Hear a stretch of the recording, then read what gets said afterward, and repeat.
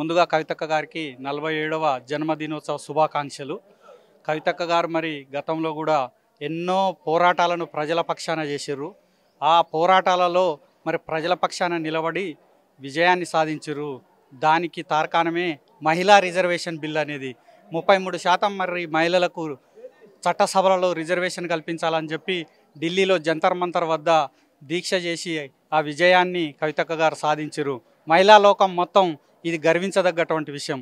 అదేవిధంగా ఈ మధ్యకాలంలో బీసీల కోసం మరి కాంగ్రెస్ పార్టీ కామారెడ్డి డిక్లరేషన్లో చేసినటువంటి 42% రిజర్వేషన్ను స్థానిక సంస్థల్లో కల్పించాలని చెప్పి పోరాటం చేస్తూ ఉన్నారు. కాంగ్రెస్ పార్టీ ఏమో దాని గురించి తత్సారం చేస్తూ మరి కులగణనలో అవకతవకలు కూడా జరపడం జరిగింది.